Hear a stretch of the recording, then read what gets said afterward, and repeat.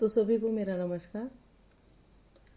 तो आज हमारी कथा का टाइटल है जगन्नाथ भगवान की एक दिव्य कथा। यहाँ पे आज हम प्रस्तुत करेंगे, तो कथा के अंत तक बने रहिए। वीडियो को स्किप बिल्कुल भी नहीं करना है और यह कथा बहुत ही सुंदर है। ठीक है, तो कथा हम स्टार्ट करते हैं। ठीक है। ओम नमो भगवते वासुदेवाय। जय जगन्नाथ, जय बलभद्र, जय सुभद्रा मैया। है ना।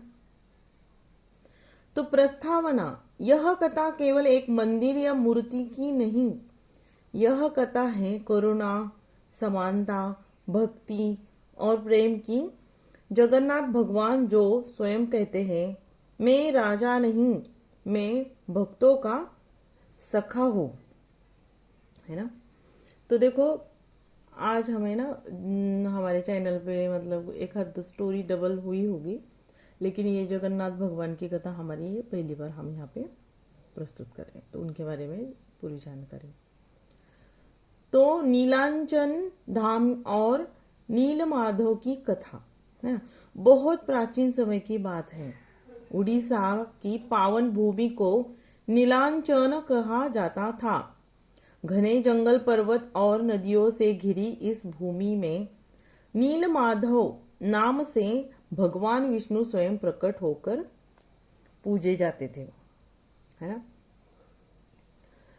तो एक आदिवासी मुखिया विश्ववसु पीढ़ियों से नीलमाधव की गुप्त पूजा कर रहा था। यह पूजा न मंत्रों से थी न विधियों से, यह थी निर्मल हृदय की भक्ति। है ना। राजा, तो देखो, राजा इंद्रधनु की तपस्या। अवंतीपुर के प्रतापी राजा इंद्रधनु ने स्वप्न में भगवान को देखा। भगवान ने कहा, मुझे नीलांचन में खोजो, वही मैं अपने भक्तों के साथ वास करता हूँ। राजा ने वर्षों तक खोज करवाई, पर नील माधव किसी को ही नहीं मिले। अंततः उन्होंने ब्राह्मण विद्यापति को भेजा। तो इसमें पार्ट बने हैं थोड़े थोड़े। तो कथा का जो है ना, हमारा तीसरा पार्ट चल रहा है। ठीक है। तो चैनल पे नए हैं तो चैनल को जरूर सब्सक्राइब करना, और वीडियो अच्छा लगा होगा तो जरूर शेयर करना। तो विद्यापति नीलांचन पहुंचे, जहां उनकी भेंट हुई ललिता से, जो विश्व वसु की पुत्री थी। ललिता का हृदय पवित्र था। उसने विद्यापति को नीलमाधव तक पहुंचाया, पर आंखों पर पट्टी बांधकर विद्यापति ने चुपचाप रास्ते में सरसों के बीज गिरा दिए। भगवान स्वयं यह सब देख रहे थे और मुस्कुरा रहे थे। है ना। तो नीलमाधव का अंतर्धान। जब राजा इंद्रधनु स्वयं चल पहुंचे तो नीलमाधव अंतर्धान हो गए। है ना। तो राजा शोक में डूब गए। उन्होंने घोर तप किया। तभी आकाशवाणी हुई, मैं अब दारू ब्रह्म रूप में प्रकट होऊंगा। अभी जगन्नाथ भगवान की कथा मैं खुद भी पहली बार यहाँ पे प्रस्तुत कर रही हूँ, तो मैं खुद भी जान रही हूँ। तो ये नाम सारे अलग अलग ही मेरे को, मैं भी खुद, जो जिन लोगों को पता होगा ना इस भगवान की कथा, मतलब सुनी होगी, या जो लोग मतलब जहाँ जगनपुरी, ये मंदिर कहाँ पे है वहाँ पे रहते होंगे, तो इन सारे जो नाम जो चल रहे ना इस कथा में, तो वो लोग जानते होंगे। है ना। तो दारू ब्रह्म और मंदिर निर्माण। समुद्र तट पर एक दिव्य काष्ठ दारू प्रवाहित हुआ। उसमें शंख, चक्र, गदा, पद्म के चिन्ह थे। विश्वकर्मा स्वयं रुद्ध बढ़ई के रूप में आए और बोले, मुझे अकेला छोड़ देना और दरवाजा मत खोलना। पर अधीरता में दरवाजा खुल गया। विश्वकर्मा अंतर्ध्यान हो गए और मूर्तियां अधूरी रह गई। है। तो भगवान ने कहा, मेरी यही इच्छा है, मैं पूर्ण नहीं पर सबको पूर्ण करता हूँ। इसलिए न हाथ पूरे, न पैर पूरे, न आंखों की पलकें, फिर भी सब कुछ देखने वाले। तो बलभद्र और सुभद्रा का प्राकट्य। जगन्नाथ के साथ बलभद्र जी शेष अवतार और सुभद्रा मैया प्रकट हुई। तीन भाई बहन एक ही सिंहासन पर विराजे। यह संदेश की परिवार प्रेम और समानता सर्वोपरि है। तो अध्याय रथ यात्रा का रहस्य क्या है? मतलब ये जगन्नाथ भगवान की कथा है ना, पूरी रहस्यमय ही है मेरे लिए भी, ठीक है, क्योंकि मैं खुद भी पहली बार ही जान रही हूँ उनके बारे में। तो वर्ष में एक बार भगवान स्वयं मंदिर छोड़कर भक्तों के बीच आते हैं।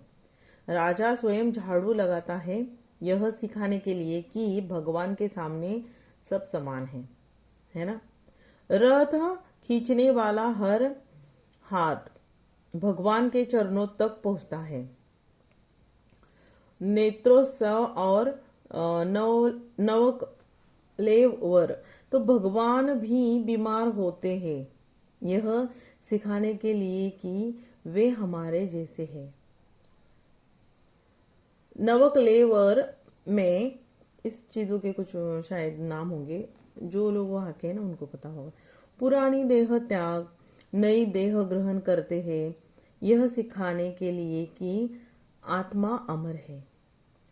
तो अध्याय 10 वाला मतलब अलग अलग अध्याय में अलग अलग पार्ट में ये कथा है, हमने यहाँ पे बताने की कोशिश की है। भक्त और भगवान। जगन्नाथ भगवान कहते हैं, मुझे भोग नहीं, मुझे भाव चाहिए। ये तो हर भगवान का यही है ना। श्रद्धा भाव समर्पण है, वही भक्त भगवान को पसंद है ना। जो लालची है, जो हर टाइम कुछ ना कुछ मांगता रहता है, मुझे ये दो, मुझे वो दो, तो ऐसे लोगों को भगवान नहीं पसंद करते।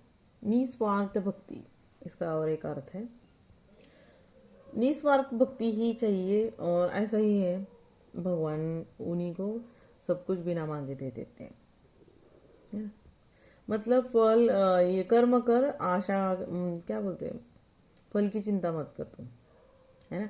एक हम जैसे आम का पेड़ लगाया है, तो फल कब आएगा, मैं तो तब तक नहीं रहूंगा, ये सोच के अगर आप पेड़ लगाएंगे तो फिर नहीं। अगर ये सोच के आप पेड़ लगाएंगे, आम का पेड़ लगाते हो तो टाइम लगता है ना आम आने में, नारियल का पेड़ लगाते हो नारियल आने में टाइम लगता है। अगर आपने सोच अच्छी रखी ना कि मैं ये पेड़ लगा के चला जाऊंगा और मैं चला भी जाऊंगा, तो मेरी बाद वाली पीढ़ी इसका फल खाएंगी, मतलब अच्छे सोच रखनी चाहिए इंसान ने, है ना। तो ये होता है ना, कर्म अच्छा करो, इसका मतलब अच्छे मन से तुम जो भी है कार्य कर रहे हो अच्छे मन से करो। ये मत सोचो कि मैं तब तक नहीं रहूंगा, मेरा अपना ही खुद का स्वार्थ देखना, ये गलत है। भगवान देखो, सभी भगवान के सामने हम सब समान है ना। कोई गरीब, कोई श्रीमंत, मतलब क्या बोलते हैं, कोई पैसे वाला, कोई गरीब, ऐसा कुछ है क्या? भगवान भेदभाव करते हैं? नहीं ना। तो इंसानों में क्यों भेदभाव करना है? नहीं करना है, ठीक है।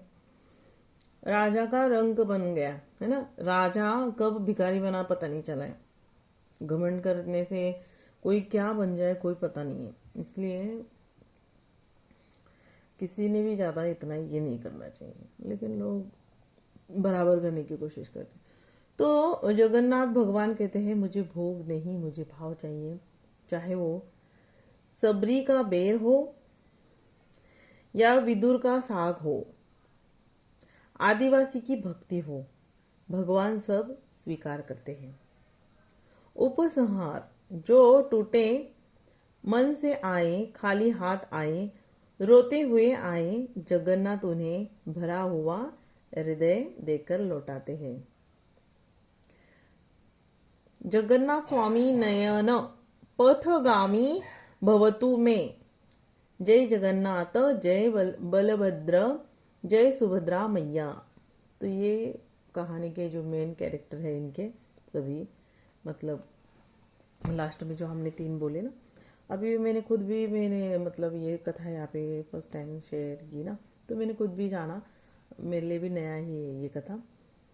तो इस तरह से देखो, वो जगन्नाथ भगवान को अगर आप सच्चे दिल से जो भी प्रार्थना करेंगे तो आपकी इच्छा पूरी। जगन्नाथ भगवान ही क्यों, आपके आसपास भी बहुत सारे मंदिर हैं, ठीक है। कोई भी आप भगवान को पूछते हो जैसे, तो बस इच्छा प्रबल होनी चाहिए, ठीक है। तो सभी भगवान को हाथ जोड़ना है ना, लेकिन एक ही भगवान का मंत्र जाप करना है। ये मैं हर टाइम बोलती हूँ आप लोगों को। फिर देख लेना जीवन में कितना बदलाव हो जाएगा आपके, बहुत ही अच्छा लगने लगेगा, ठीक है। और स्मरण करते रहना चाहिए, यही सबसे बेस्ट है। तो मेरी ये कथा आप तक मैंने पहुंचाई, थोड़ा बहुत इधर उधर हो जाता है, तो कैसी लगी ये कथा ज़रूर बताना। और जिनका नया यूट्यूब चैनल होगा तो कमेंट में बता देना, तो मैं ज़रूर सब्सक्राइब करूँगी। और कमेंट में जय जगन्नाथ करके ऐसे कमेंट में आपने लिखना है, ठीक है। तो हमारी हर एक अलग अलग कथाएँ रहती है। मैं कोशिश करूँगी कि हर स्टेट में जो जो भगवान, मतलब एक्चुअली देखा जाए तो जो हमारे ये भोलेनाथ जी है ना, दत्तात्रेय भगवान, इन्हीं के रूप है सभी के, विष्णु भगवान इन्हीं के रूप है ये, और क्या। बस अलग अलग स्टेट में अलग अलग भाषा में अलग अलग नाम रख दिए हैं भगवान के, है ना। तो उसी हिसाब से मंदिर है, उधर की कथाएं भी है अलग अलग, अलग अलग भगवान के सब। अभी ऐसी ही बहुत सारी अच्छी अच्छी कथाएं, बहुत सुंदर सुंदर कथाएं हम लेके आएंगे। हर दिन एक एक नए नए मतलब वीडियो हमारे क्रिएट हो जाएंगे। भगवान कितना कराते हैं देखते हैं, है ना। तो इसी के साथ ये वीडियो यहीं पे ही एंड करते हैं। और ये कथा कैसे लगी ज़रूर बताना।